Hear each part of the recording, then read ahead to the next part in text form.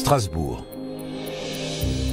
Entre 1985 et 1986, celui que la presse a surnommé l'étrangleur de la Roberceau fait régner la terreur dans ce quartier résidentiel.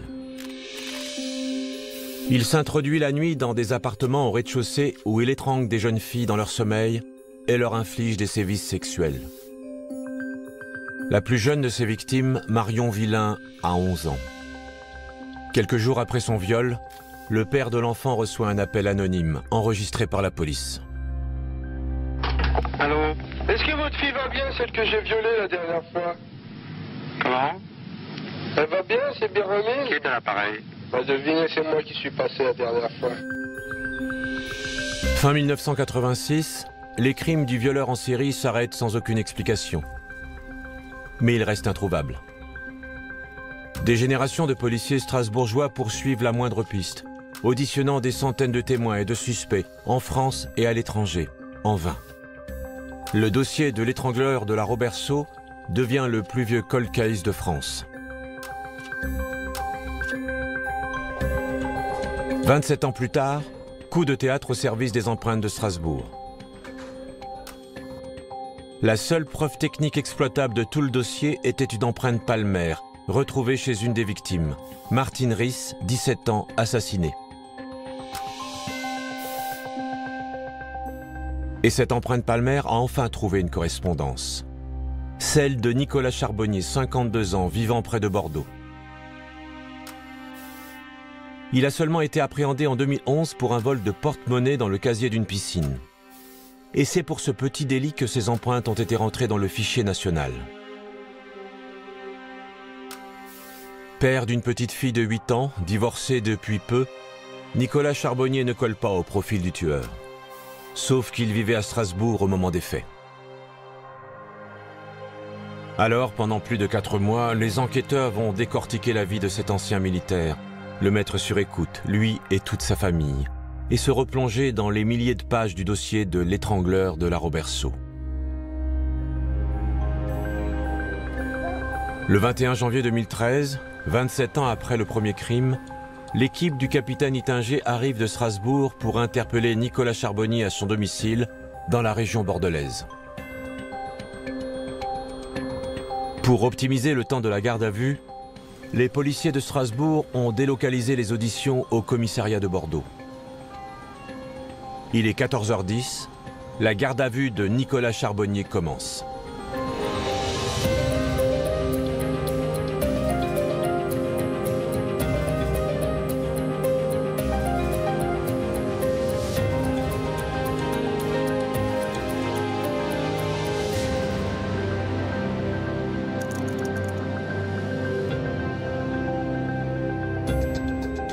La garde à vue est une mesure de contrainte décidée par un officier de police judiciaire à l'encontre d'une personne soupçonnée d'avoir commis ou tenté de commettre un crime ou un délit. Sa durée est de 48 heures maximum. Cette garde à vue a été reconstituée avec des comédiens d'après les procès-verbaux des auditions.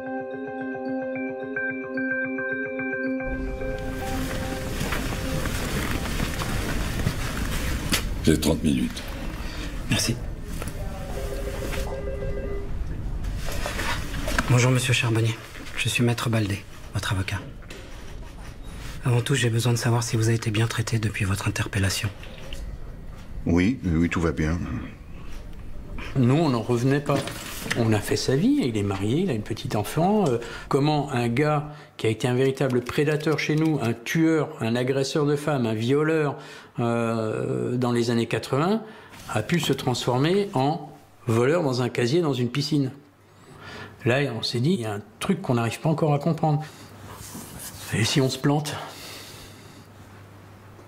Et si on se plante? On m'informe que vous avez été placé en garde à vue pour meurtre, tentative de meurtre ainsi que viol. Alors, je suis en présence d'une personne absolument calme, qui a l'air serein, qui n'est même pas énervé ou stressé, qui semble croire que tout ça c'est une mauvaise blague, et qui est sûr d'être remis en liberté très rapidement. Donc lui-même, d'emblée, me met en confiance. Mais alors c'est vraiment sérieux cette histoire? Pour meurtre? Oui, on ne peut plus sérieux. C'est insensé. Est-ce que cela veut dire que vous niez les faits qui vous sont reprochés, monsieur Charbonnier? Bah, évidemment. L'avocat commis d'office, on lui a pas ramené les 15 tomes du truc, hein. Donc, je lui ai dit ce que j'avais envie de lui dire. C'est-à-dire, rien. Ou pas grand-chose. Donc en fait, c'est une discussion de dupes à ce moment-là entre un avocat qui ne connaît pas son client et le client qui ne connaît pas l'avocat. Juste dire, est-ce que vous avez été frappé par la police? Non. Ben, on va y aller maintenant, hein. On va aller parler aux flics. Afin que le regard du suspect ne puisse se raccrocher à rien, le capitaine Ittinger a choisi pour mener la garde à vue un bureau vide. La première audition peut commencer, il est 17h30. Range-moi ça, s'il te plaît. On n'en aura pas besoin. Un verre d'eau? Volontiers. Ce dossier de l'étrangleur de la Ramberceau, c'est une plaie. Tous mes collègues ex-chefs brigade criminelle se sont cassés les dents dessus, et c'était, je crois, le seul cold case qu'on pouvait avoir chez nous à Strasbourg. On est un peu fébrile, c'est-à-dire que là, on est dans la phase finale d'un jeu qu'on prépare presque depuis 5 mois. Hein, voilà. Et on sait que c'est maintenant que ça va se jouer.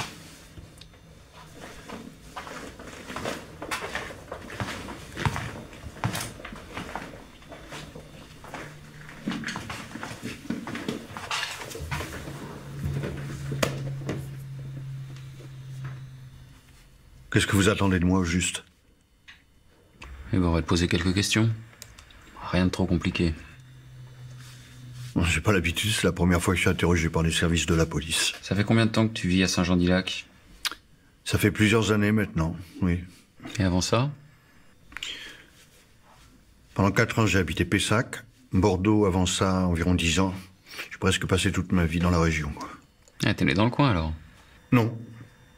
Ma famille a pas mal bougé quand j'étais enfant. Père militaire, donc vous comprenez. C'est-à-dire? Mon père, il est colonel. Il a fait des missions à l'étranger. Il était très, très diplômé. Mon père aussi était officier supérieur.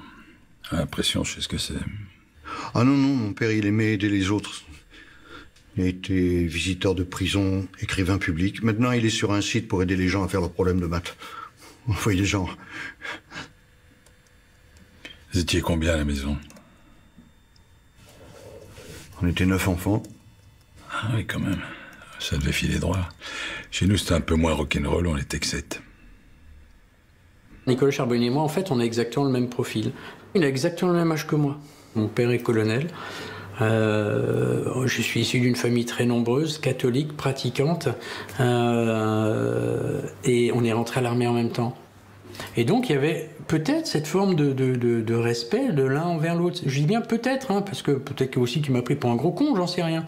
Mais il y avait quand même cette espèce de respect et peut-être de méfiance. Et puis ensuite, moi, je suis parti faire mon service à Ilkirch en octobre 80. Quel jour? Pardon? Moi aussi, je vivais dans le coin. Je suis rentré à l'armée en octobre 80. C'était le 12 octobre. Ben ça alors. Même jour que moi. C'est donc de Strasbourg dont vous voulez me parler? Nicolas Charbonnier comprend que le capitaine Ittinger a fréquenté le même Strasbourg que lui dans les années 80 en tant que soldat du rang. Mais il ignore que les enquêteurs s'intéressent de près à son dossier militaire. Il n'est resté que 5 ans à l'armée et n'a obtenu que le grade de sergent, bien loin de la prestigieuse carrière de son père. Année après année, les notes et les appréciations sont sans appel. Donc le fait que Nicolas fasse soldat du rang, qui monte jusqu'à sergent, mais qu'il soit médiocre et qu'au bout de 5 ans il se fasse lourder, je pense qu'en revenant chez lui, il n'a pas dû revenir triomphant, quoi, hein. Donc je pense qu'il devait être assez mal vis-à-vis de son père, quoi, hein. Il est certain que la figure du père était peut-être trop idéalisée pour lui, était trop exemplaire, et que cela a amplifié son sentiment d'échec quand lui-même a voulu faire une carrière militaire. Il est renvoyé de l'armée le 30 septembre 1985. À 23 ans, il retourne vivre chez ses parents à Schiltigheim, près de la Robertsau. À quelques rues de là, une semaine plus tard, une jeune femme est violée dans son appartement au rez-de-chaussée. L'agresseur tentera aussi de l'étrangler. Nicolas Charbonnier sort de l'armée le 30 septembre. Elle est agressée le 6 octobre. Elle habite à 400 mètres du domicile de Nicolas Charbonnier. Donc je veux dire, pour moi, c'est évident que c'est la première victime de Nicolas Charbonnier. Elle habite au rez-de-chaussée surélevé. On retrouve une cordelette à côté de son matelas. Des tas de choses qui rappellent les autres dossiers. Entre octobre et mars 86, 6 agressions seront attribuées à l'étrangleur de la Robertsau. À chaque fois, on retrouve le même rituel. Les victimes habitent tout au rez-de-chaussée. Il entre en cassant un carreau avec un caillou, les surprend dans leur sommeil, les étrangle dans leur lit avec une cordelette. Il déplace ensuite les corps inanimés dans l'appartement avant de les agresser sexuellement. Martine Riss, elle, a été emmenée dans la cuisine. L'agresseur a pris son temps, allumé les lumières et s'est acharné sur sa victime. Il a cherché un couteau pour couper les bretelles de son soutien-gorge, lui a ôté son bas de pyjama et arraché une touffe de cheveux. Puis il lui a coupé les poils pubiens alors qu'elle agonisait. Il s'est ensuite rendu dans la chambre de sa sœur Patricia, qui s'est réveillée alors qu'il était sur elle pour l'étrangler. Ses hurlements l'ont mise en fuite. On n'a retrouvé aucune trace technique exploitable, hormis l'empreinte palmaire laissée sur la commode de Martine, celle qui a permis l'interpellation de Nicolas Charbonnier. Attendez, ça voulait pas du tout dire à cet instant-là que M. Charbonnier avait pu commettre un crime. Et effectivement, la première réaction que j'ai, c'est de me dire, mais peut-être qu'il connaissait simplement cette victime, qu'il était présent à un moment dans cet appartement, mais absolument pas pour y commettre les crimes décrits. On a une trace, mais si c'est un copain, s'il faisait partie des secours, s'il faisait partie d'une équipe de déménageurs, des gens qui ont ramené des meubles pour les filles, on a tout vérifié. Et au fur et à mesure, on ferme les portes. Donc au fur et à mesure qu'on avance dans les 4 mois, vous arrivez à vous persuader, vous, que ça peut être que lui. C'est vrai qu'on part pas avec grand-chose. On part pas avec grand-chose et c'est vrai que 27 ans après les faits, les témoins ont vieilli, ils ont plus la même mémoire, ils ont plus les mêmes souvenirs qu'à l'époque. Je me souviens pas, c'est des témoignages contradictoires par rapport aux premières auditions parce que les gens se rappellent plus. Et on s'est rendu compte qu'en fait, ça nous desservait. C'est-à-dire que plus on rentrait d'éléments troubles ou non qu'on n'arrivait pas à établir, plus ça profite en fait à la personne qu'on va viser. Et là, j'ai tout de suite dit à Michel, stop, on arrête tout, on va changer notre fusil d'épaule. Et donc petit à petit, on en est rentré à faire des jeux de rôle. Alors, il me parlait comme si j'étais Nicolas Charbonnier. Et j'ai essayé de le contrer. pas n'importe qui. Ah ouais. C'est ce qui se passe. Pendant les 4 mois de préparation de la garde à vue, les 2 policiers ont passé au crible les questions d'ordre professionnel, familial, intime et même sexuel. Ils ont simulé les réponses potentielles de Nicolas Charbonnier afin de rester maître du déroulé des auditions. C'est ce qui se passe à ce moment-là. Quand j'étais jeune, il y a une fille, là, je l'avais tapé dans l'œil. Elle s'appelait comment? Martine, je crois.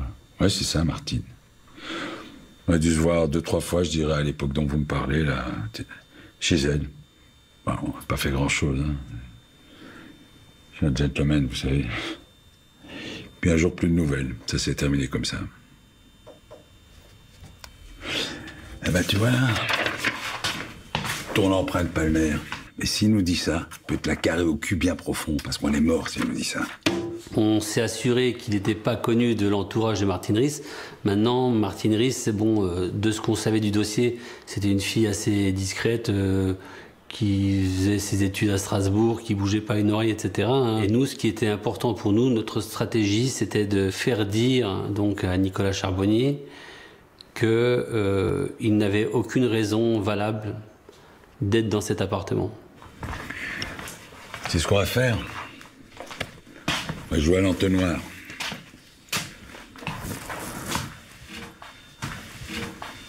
Tu te souviens du chalet? Quoi? Ça, c'est ma première question que j'ai posée. Le chalet, c'était une boîte de nuit pour à Strasbourg, où les militaires sortaient. Donc toutes nos auditions sont déjà écrites. Quelles que soient les réponses qu'ils pouvaient nous donner, il fallait qu'on reste sur notre trame à nous, et uniquement notre trame. Parce qu'on savait exactement où on était et où est-ce qu'on voulait arriver. Tu te souviens du chalet? Je me souviens très bien. J'allais le week-end, boire un verre, me détendre.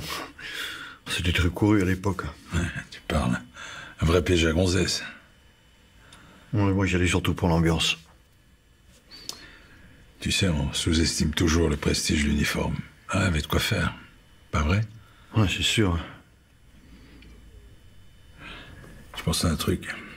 Si ça se trouve, elle a peut-être connu la même fille. Je ne crois pas, non. Et les filles que tu rencontrais à l'époque, tu finissais la soirée chez elles en général? Ça pouvait m'arriver des fois. En fait, avant mes 17 ans, j'ai pas couché avec beaucoup de... En fait, avant mon ex-femme, on peut dire que j'ai rien eu de sérieux, quoi. J'étais pas non plus un grand séducteur.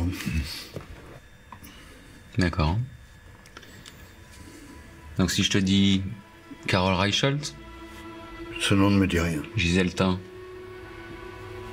Pas la moindre idée de qui ça peut être. Où voulez-vous en venir? On ne voulait absolument pas qu'il puisse nous dire qu'il connaissait Martine Riss. On a noyé le nom de Martine Riss parmi des noms d'autres femmes apparues dans le dossier, quoi. Et une certaine Marion Villain, ça vous dit quelque chose? Ce sont pas des filles que j'ai connues, en tout cas. Martine Riss? Vous cherchez à faire l'historique de mes conquêtes? Vos conquêtes? Donc vous les avez côtoyées? Absolument pas. Judiciairement, c'est pas terminé, quoi. Hein, on peut pas emmener un mec aux assises juste parce qu'il dit je connais pas Martine Riss, quoi. Donc, mais pour moi, mon opinion, elle est faite, quoi. Voilà. Le fait qu'ils ne connaissent pas Martine Riss et qu'il n'ait eu aucune raison valable d'entrer dans cet appartement, voilà, c'est fini, quoi. Tu nous as toujours pas dit quel était ton genre? Parce que j'ai pas de genre particulier. Je voyais des filles de mon âge, comme tout le monde. Parfois un petit peu plus jeunes. 20, 21 ans, 22. Mais jamais des mineurs. Et des filles mineures au chalet, il y en avait aussi. Je le sais, puisque j'y étais. Hein. Donc ça faisait partie vraiment des premiers points de passage importants qu'il fallait que l'on marque sur le papier. C'est qu'il n'est pas sorti avec une fille mineure. Martine et Marion sont mineures, les modes opératoires sont identiques. Dès 1986, les enquêteurs relient les deux affaires et font appel à un psychiatre pour les aider à établir un premier profil de l'étrangleur de la Roberceau. Les éléments dont j'avais disposé ne permettaient pas de dresser un véritable portrait robot, sinon de définir la démarche sadique et cette logique, on peut dire, ce fonctionnement. Alors, l'histoire, pourquoi raser les poils pubiens? Peut-être que c'est un trait aussi qui rejoint la question de la pédophilie, à savoir d'effacer chez cette femme les caractères sexuels secondaires et d'en faire en quelque sorte une créature juvénile. Des traces de bave, de transpiration et de sperme ont été retrouvées sur les lieux des crimes, mais à l'époque, aucune analyse ADN n'a été faite car la technologie génétique était encore balbutiante. Et quand le fichage ADN a été généralisé, la mauvaise conservation des scellés a alors rendu impossible toute analyse.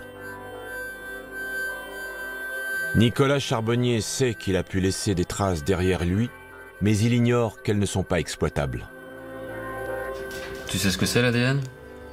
Évidemment. Ce sont des cellules qui sont différentes pour chaque individu. Personne n'a les mêmes. Donc j'imagine que vous savez aussi ce que sont les empreintes digitales. J'ai lu des choses sur le sujet, oui. Si on vous disait qu'on a retrouvé un élément de ce type attestant de votre présence sur le lieu d'un crime. Mais il faudrait m'en dire plus, comment voulez-vous que je me défende? Je pourrais avoir posé ma main sur le verre. Quelqu'un y trouvera mon empreinte. Et si vous vous faites tuer dans les 15 jours, est-ce que ça veut dire que je suis le coupable? On l'a retrouvé sur une coiffeuse, sur le bord. Comme si quelqu'un s'était appuyé dessus à tâtons, dans l'obscurité, la nuit. Tu vois, comme ça. Je comprends pas bien ce que vous me racontez. Je peux l'avoir posé à des tas d'endroits dans ma vie, ça prouve rien. On l'a retrouvé dans une résidence privée. Un endroit où vous n'aviez aucun moyen d'entrer. Attendez. J'ai eu un boulot à la sortie de l'armée, ça m'avait marqué. C'était pour la société OBO. Je voulais installer des bureaux chez les gens. C'est un travail ennuyeux, là, extrêmement ennuyeux.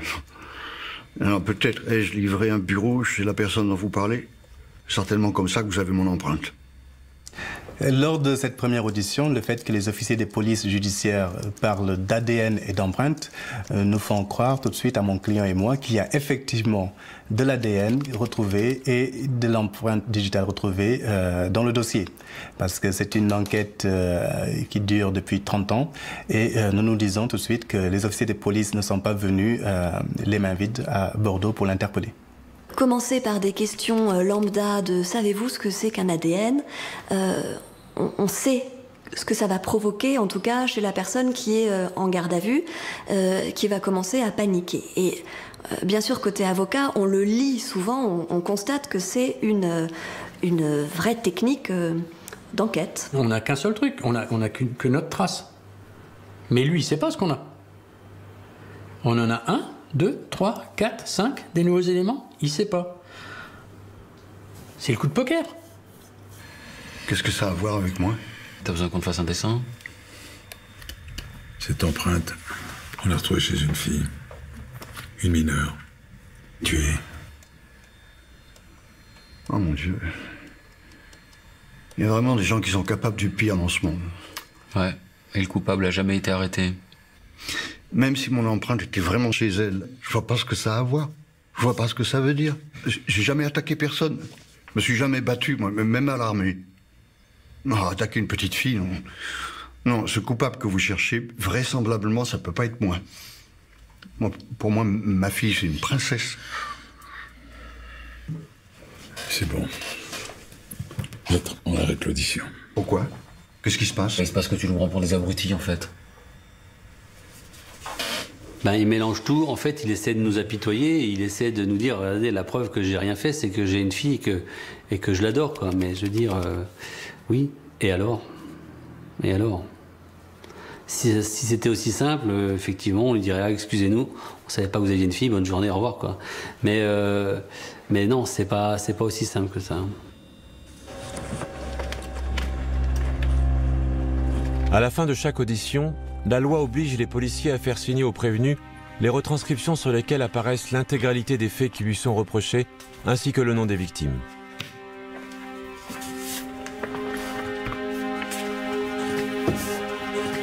C'est la première fois qu'il voit l'intégralité des noms des victimes. Il voit exactement les incriminations, viol, tentative de meurtre. Donc là, je pense quand même que quelque part, ça fait tilt dans sa tête.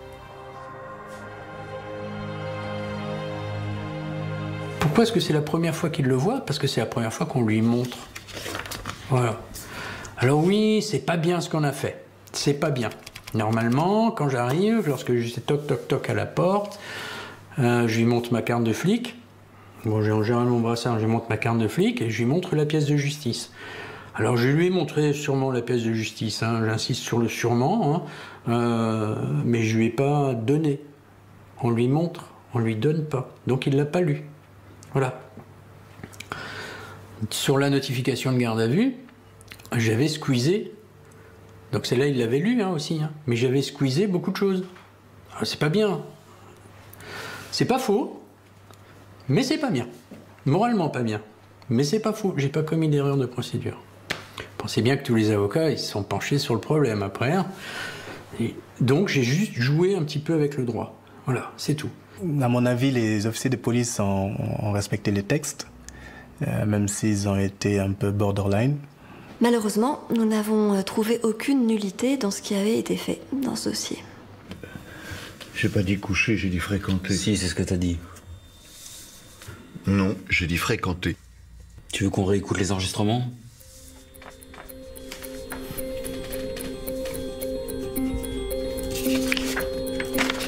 Nicolas Charbonnier ignore que depuis quelques heures, son ex-femme, avec qui il a vécu presque 20 ans, est auditionnée par un autre policier. Elle sait rien. Elle ne sait absolument rien. Et c'est quand même époustouflant. Et elle le reconnaît. Ils n'ont jamais parlé ensemble de leur passé respectif. Quand je demande à Karine Charbonnier de savoir si son ex-mari, qui plus est le père de sa fille, peut être l'auteur de ces faits, elle n'est plus à ce moment-là dans l'incompréhension. Elle est dans le déni. Le père de sa fille ne peut pas avoir commis ces faits. Il est parfait. C'est le papa idéal. Ça peut pas, ça ne correspond pas. J'aimerais seulement savoir où est ma fille. C'est bon pour ta fille, tes beaux-parents s'en occupent. Par contre, ta femme... Mais vous êtes en train de briser ma famille. Nicolas. Oui. On sera encore là demain, si tu changes d'avis.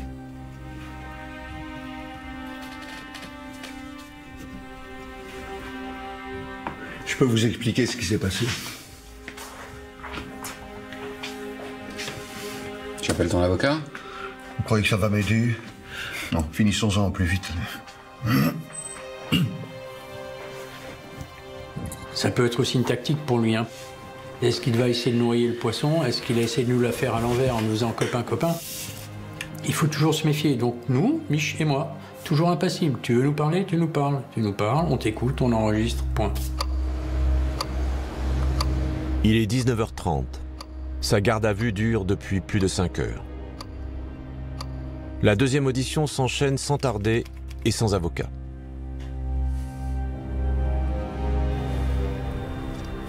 Oh bah allez-y, on vous écoute. Je suis pas fier. Ce n'est pas une histoire que j'ai racontée à qui que ce soit. À l'époque qui vous intéresse, je venais de sortir de l'armée. Je ne savais pas trop quoi faire de ma vie. J'étais un peu désœuvré. Et le chalet, puisque vous en parliez, c'était effectivement un endroit où les militaires se retrouvaient pour draguer, mais pas que. J'ai fait des connexions. J'ai rencontré quelqu'un, on parlait beaucoup, on buvait beaucoup aussi, on a sympathisé. C'est un homme cultivé, qui avait un peu d'argent, qui était fascinant pour moi. Je n'avais jamais rencontré quelqu'un de pareil. Et travaillait pas vraiment, il était cambrioleur. Wow. Et un jour, il m'a proposé un coup. Et qu'est-ce que vous avez volé? Ben c'est ça le pire, rien. Je cassais un carreau, on rentrait avec mon associé, je restais 1 minute ou 2 maximum. Je m'y prenais comme un manche que j'ai jamais rien rappelé. Je mettais même pas de gants. Il avait réussi à me persuader que c'était pas la peine, étant donné que j'étais pas fiché par la police. Donc quand j'y repense, j'ai honte. Dans notre jargon, on a ce qu'on appelle, nous, le PV chic, c'est le mec qui va vous dire non, j'ai rien à voir là-dedans. Ah non, moi, non, c'est pas possible. Ça, c'est le premier, c'est le PV chic. Le deuxième, c'est vous avez pas tort, mais c'est pas moi, c'est mon pote. Donc le mentor, hein. C'est lui. Et c'est lui qui m'a tout fait faire. Hein. J'ai pas voulu le faire, mais c'est à cause de lui que je l'ai fait. Et ça, c'est vraiment un schéma classique. Donc ce gars, il faut le laisser parler. Parce que tout ce qu'il va vous raconter, c'est en fait sa vie qu'il fait endosser à quelqu'un d'autre.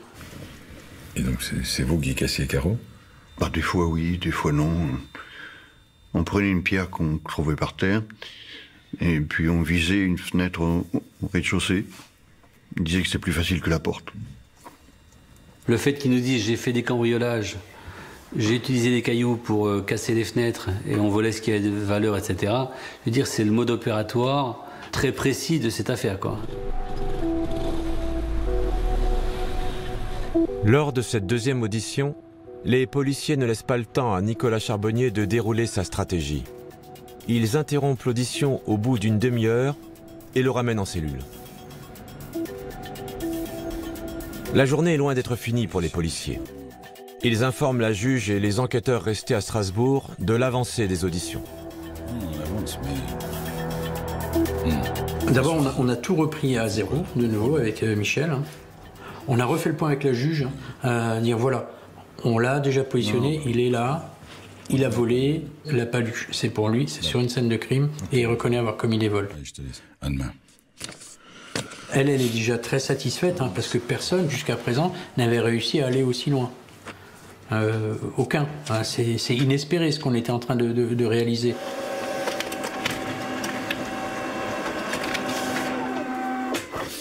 Sans surprise, la juge autorise la prolongation de la garde à vue. Ils vont pouvoir le garder 24 heures de plus. Mais manquant de preuves, ils ne vont pas se précipiter. Ils vont le laisser mariner en cellule. On veut qu'il se fourvoie, quoi, voilà. Là, on veut qu'il le mette dans des conditions psychologiques telles que le lendemain matin, voilà, il sache plus où il est, quoi. Voilà. La garde à vue dure depuis plus de 24 heures. L'avocat de Nicolas Charbonnier est appelé pour s'entretenir avec son client juste avant la troisième audition. Je ne suis absolument pas au courant qu'il y a déjà eu une deuxième audition la veille. Je suis absolument surpris. Je lis ici que vous avez raconté avoir commis des cambriolages. Je comprends par la suite qu'effectivement, il s'est cru obligé de donner des éléments pour mener les enquêteurs en bateau. Pour justifier la présence de son empreinte palmaire, Nicolas Charbonnier a reconnu avoir volé chez les sœurs Ries. Mais les policiers ont besoin que l'adresse de Martine Ries soit formellement inscrite dans le PV d'audition. Après 18 heures passées en cellule, Nicolas Charbonnier semble épuisé. Bon, on va reprendre là où on s'est arrêté hier. Tu nous as parlé de 4 effractions. Tu te souviens des autres? Non, là, franchement, vous m'en demandez beaucoup. Là. On s'est rendu dans 2 appartements, c'est vrai, mais il y a eu également 2 maisons.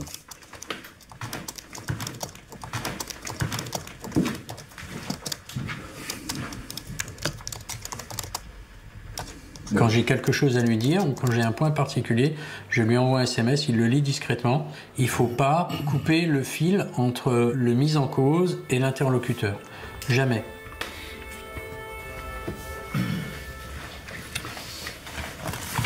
Bon, je reprends parce qu'il faut être bien précis. Tu as reconnu t'être introduit au domicile des sœurs Ries, 3 rue d'Alinden, Strasbourg, dans le quartier de la Robertso. On a retrouvé ton empreinte palmaire. C'est bien ça? Oui. On l'écrit, il n'a pas plus de réaction que ça. Il aurait très bien pu hurler, son avocat même aurait pu hurler, ce qui veut dire que, de facto, c'est acté. On est d'accord. Il ne dément pas, parce que ça ne fait pas de lui un violeur, et surtout, il veut expliquer comment son empreinte ou éventuellement son ADN, parce qu'il pense toujours que son ADN a été retrouvé. Donc comment ces éléments se retrouvent chez les victimes. Nicolas Charbonnier a admis avoir cassé le carreau pour s'introduire chez les sœurs Ries pour cambrioler. Or, le carreau a été cassé 3 jours avant le crime. Rien n'a été volé. Les sœurs Ries remarquent cependant qu'il manque un trousseau de clés, mais elles croient que leurs parents les ont récupérés. Michel Thomas en déduit que cela s'est passé en 2 temps et qu'il y a donc eu préméditation. Tu nous as parlé de ton complice. Disons qu'on va l'appeler Monsieur X. Comment est-ce que vous procédiez? J'ai trouvé un double des clés accroché à un clou. J'ai ouvert la porte pour qu'il entre. Et tu sais ce qu'elles ont fait, les sœurs Ries, quand elles ont vu que leur carreau avait été cassé? Elles ont cru un cambriolage? Non, pas du tout. Rien n'avait été déplacé chez elles. C'est bizarre pour un cambriolage, tu trouves pas? C'est vous les experts. Aucun voleur au monde n'entre sans mettre à sac les endroits qu'il cambriole, c'est la base. Être discret, ils en ont rien à foutre. Non. Hein? Mais là, on a quelqu'un qui s'est introduit chez les sœurs Riss, a pris un double des clés, pour revenir plus tard. Pour moi, c'est déterminant, quoi. Voilà. Pour moi, c'est déterminant. C'est la preuve que le mec qui est rentré dans l'appartement en cassant une fenêtre avec un caillou, c'était pas un cambrioleur.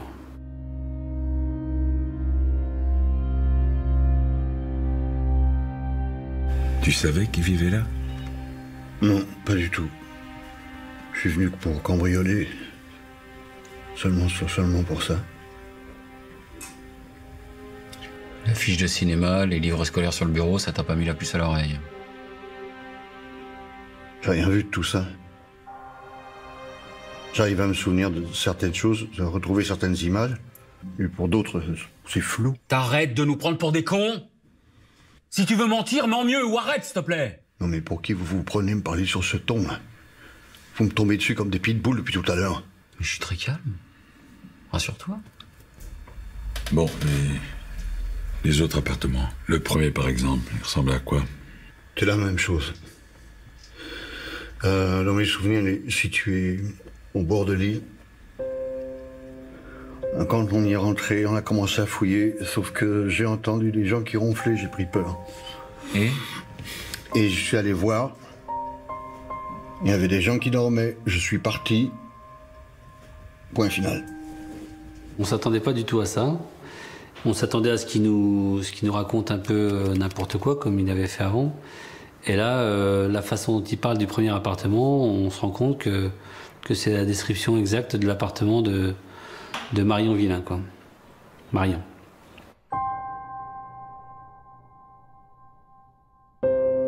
Marion est la plus jeune des victimes de l'étrangleur de la Roberceau. Toute sa famille dormait quand il est entré dans la maison et l'a étranglée dans son lit. Il a pris son temps, allumé la lumière, déplacé son corps dans le couloir, et c'est là qu'il l'a violée. Puis, la laissant pour morte, il a quitté les lieux par la porte. C'est un prédateur, hein. Il y a une certaine forme d'excitation. Il se prend quelque part pour un surhomme, que rien ne pouvait l'arrêter, qu'il en avait déjà fait, il en fera d'autres. C'est pas parce que quelqu'un dort à côté que... Et quelque part, ça devait même lui procurer du plaisir. Une des victimes avait 10 ans. Cela ajoute à son plaisir de s'attaquer à quelqu'un qui est l'incarnation d'une certaine innocence, d'une certaine vulnérabilité.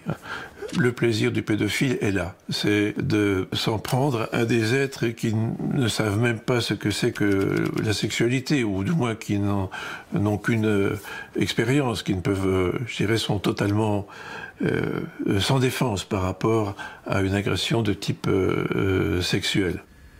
La petite dont vous parlez, elle a eu des séquelles? Mis à part sa vie foutue en l'air? Je crois pas, non. Je parle de séquelles physiques. Eh ben, il lui est arrivé ce qui est arrivé à Martine Riss. Marion a été retrouvée dans le couloir, allongée. Il y avait du sang entre ses jambes. Cet ordure revenait après nos effractions pour faire ses horreurs. C'est vraiment Kaiser Soze, le type, hein. Il t'entraîne dans ses coups, seulement parce qu'il a décidé de violer et d'assassiner de jeunes filles. Non, vous pouvez vous arrêter une seconde? Vous êtes exaspérant à la fin. Mais c'est ce que je vous ai expliqué à l'instant. Ouais, oui. Tout le monde dormait que je suis parti. J'ai touché à aucun enfant. Oui, c'est pas très déontologique, mais voilà, c'est... On se fout un peu de sa gueule, quoi, parce que bon, voilà, à un moment donné, c'est bon, quoi. C'est pour ça qu'on lui parle de Kaiser Soze. C'est abracadabrantesque, son histoire, à un moment donné. Hein. Voilà. Monsieur Charbonnier. Au revoir. Messieurs. J'ai compris que ce que m'avait dit mon client lors de l'entretien n'était pas absolument la vérité. À ce moment-là, si j'avais pu m'entretenir une seconde fois avec lui, je pense que notre entretien n'aurait pas du tout été le même. Il se trouve que la loi interdit à l'avocat d'avoir 2 entretiens dans les 24 heures.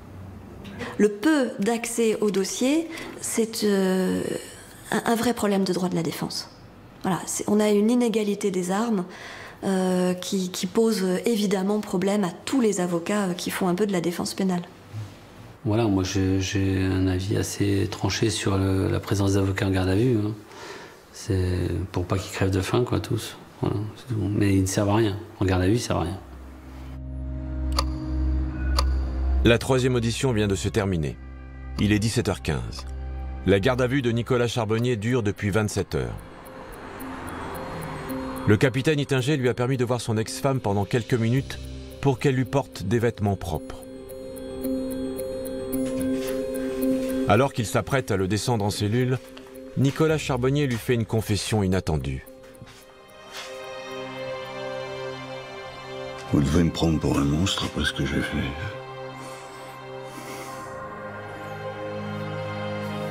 Il m'a dit ça, mais on ne peut pas en faire état, on ne peut rien en faire. C'est quelque chose qu'il m'a dit de lui à moi. Je ne peux pas m'en servir en procédure. Je ne veux pas le relancer là-dessus, parce qu'on peut arriver à une situation de blocage également, en disant non, toi tu me mens, ou vous me mentez. Je vous ai jamais dit ça. Donc il me l'a dit à un moment. Je suis suffisamment intelligent également pour le garder pour moi, enfin je l'ai partagé avec Mich, mais on ne s'en resserre pas. À la veille de la 4e audition, non seulement ils ont des aveux inutilisables, mais en plus, ils ne peuvent pas profiter de l'erreur de Nicolas Charbonnier. Nous, on n'est pas prêts. Comme je dis, nous, on est parti en fait là-bas pour la paluche dans l'appartement des sœurs Riss. Marion, on connaît son histoire, on connaît, mais on n'a rien pour la rattacher. On n'a rien. Okay. Ils ont la nuit pour établir une nouvelle stratégie. Ils la préparent avec les enquêteurs restés à Strasbourg, qu'ils leur communiquent à leur tour les dernières auditions de la famille de Nicolas Charbonnier.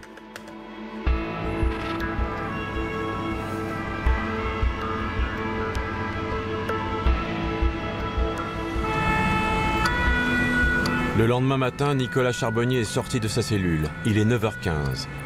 La garde à vue est commencée depuis 43 heures. Il ignore que toute sa famille est auditionnée au DCPJ de Strasbourg depuis 2 jours et surtout qu'elle est sur écoute depuis 4 mois. Dans cette 4e et dernière audition, Philippe Ittinger va chercher à le déstabiliser en abattant ses dernières cartes. En s'appuyant sur son point faible, sa famille. C'était l'époque où il traînait avec son pistolet d'alarme, ses couteaux. L'époque où il faisait ses conneries. C'est ce que c'est, ça? C'est l'enregistrement d'une conversation téléphonique entre vos frères Thomas et Jérôme, il y a 2 jours, à 16h.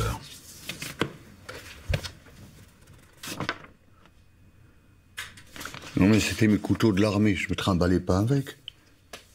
Donc vos frères se trompent? Oui, ils se trompent. Et la vie de votre père, ça compte beaucoup pour vous? D'après lui, vous auriez giflé une femme qui aurait porté plainte contre vous alors que vous étiez encore à l'armée. Ce qui aurait entraîné une comparution devant le tribunal et une condamnation à une peine de 6 mois avec sursis. C'est pas possible. Ça n'existe pas. Ce que vous dites là. Mes frères, mon père, qui disent que j'aurais frappé une femme, comme quoi j'aurais été violent avec elle.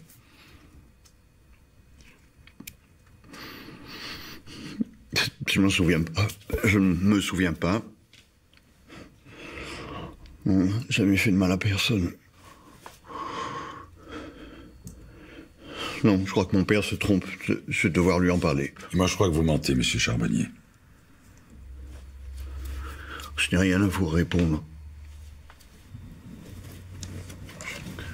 Maître. Monsieur Charbonnier. Vous pouvez nous parler de votre relation avec votre fille et votre ex-femme, s'il vous plaît. Nous avons été très heureux ensemble.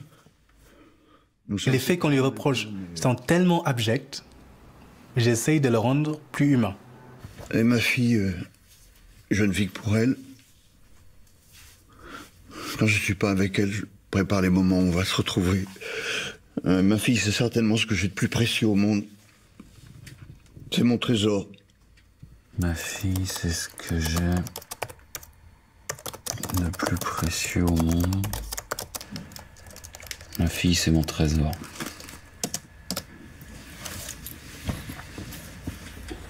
Bon, la question, bien sûr, s'est posée. Qu'est-ce qui s'est passé chez Charbonnier pour que il, je dirais, abandonne, si on peut dire, sa carrière de meurtrier pour mener une vie de famille, soi-disant modèle. Je n'ai pas souvenir dans ma carrière d'expert d'avoir observé chez quelqu'un une telle métamorphose de la personnalité. Je dirais, cet homme exemplaire n'était pas un autre Charbonnier, fondamentalement, que celui qui avait commis des crimes dans les années 86. Nicolas Charbonnier vient de passer 47 heures en garde à vue, dont seulement 6h45 en audition. Les policiers n'ont pas obtenu ses aveux, mais il s'est positionné sur 2 scènes de crime. Cela permet à la juge de le déférer à Strasbourg. Cette information fuite immédiatement dans la presse. Une demi-heure plus tard, alors que les policiers s'apprêtent à le transférer à Strasbourg, France 3 ouvre le JT avec ce scoop. Sur France 3 Alsace, c'est les titres de l'actualité régionale. Milieu des années 80 à Strasbourg, l'étrangleur de la Robertsau sème la terreur. 27 ans après les faits, un homme vient d'être arrêté dans la région de Bordeaux. Habituellement, je n'aime pas du tout ça. Donc colère dans un premier temps, énervement. Je dis qu'est-ce que c'est que ce merdier? Pourquoi ils n'avaient pas à le faire? Et puis finalement, voilà, le bon alignement de planète. 27 ans après les faits, un suspect a été interpellé dans l'affaire dite de l'étrangleur de la... Les journalistes vont même jusqu'à rediffuser un extrait du journal de l'époque. On pouvait y entendre la conversation téléphonique de l'étrangleur de la Robertsau avec le père de la petite Marion. Allô? Allô? Est-ce que votre fille va bien, celle que j'ai violée la dernière fois? Effectivement, j'ai reconnu la voix de Monsieur Charbonnier, oui. Elle va bien, c'est bien remis? Qui est à l'appareil? Bah devinez, c'est moi qui suis passé la dernière fois. Quel jour? Dans la nuit. Quel jour c'était? Oh, je me rappelle plus. Ça glace le sang un peu. C'est effrayant. C'est pervers.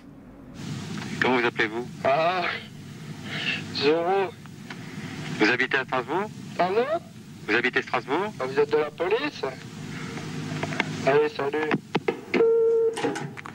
Et là, il se passe quoi? Sur les écoutes, on a le père, la mère, le sœur, frère, tac, tac, ils s'appellent les uns les autres, là. T'as entendu? Oui. Ben, c'est la voix de Nicolas. Tout le monde, sa mère, ses frères, ses sœurs, enfin, tout s'était catastrophé, quoi. Détruit, mais tous l'ont reconnu. Donc, du coup, ça nous a économisé une expertise, quoi. L'instruction se poursuivra à Strasbourg pendant 3 ans. La juge obtiendra les aveux de Nicolas Charbonnier après lui avoir lu les réactions de sa famille qui ont reconnu sa voix sur l'appel anonyme. En plus du meurtre de Martine et du viol de Marion, il avouera 2 autres viols qui, eux, seront prescrits. Plusieurs des victimes seront présentes le jour du procès, dont Marion Villain, qui a maintenant 40 ans.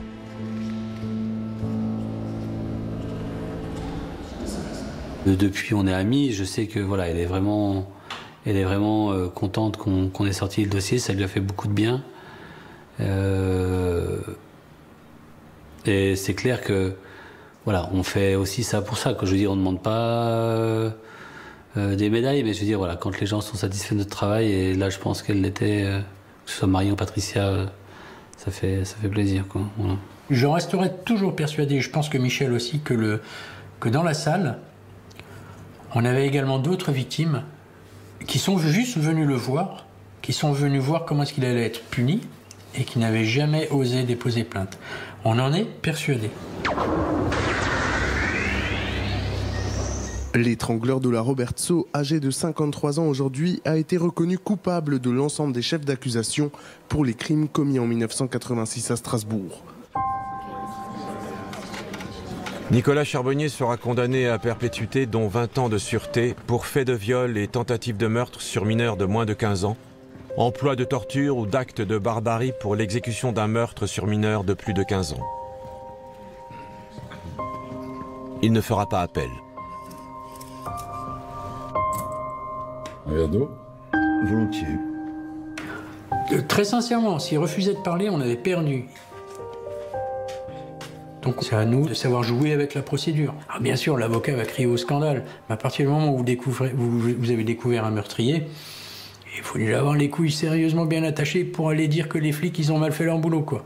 Et je pense qu'avec Charbonnier, qui était vraiment un cas particulier, parce que nous, on nous a demandé de travailler avec la législation moderne sur un cold case.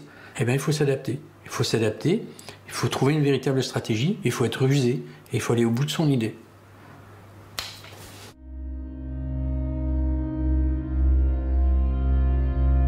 Pour les policiers, il reste cependant une question majeure. Pourquoi aucun crime portant la signature de Nicolas Charbonnier n'a été signalé depuis 1986, ni en France, ni à l'étranger? Pour les experts psychiatres, il est pourtant invraisemblable qu'un tueur et violeur en série cesse ses activités du jour au lendemain. Nicolas Charbonnier reste une énigme. Aujourd'hui, on sait enfin qui est l'étrangleur de la Roberceau. Mais on ne sait toujours pas qui est Nicolas Charbonnier. Voilà les seules explications qu'il a livrées lors du procès. Vous savez, il y a le bien, il y a le mal. À une période, il y a le mal qui est sorti, et depuis, il n'est plus jamais ressorti.